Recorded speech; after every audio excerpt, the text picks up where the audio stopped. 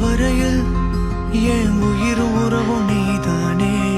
உன் விரல்களின் இடையில் என் விரல்கள் கோர்க்க வந்தேனே. உன் விழிகளில்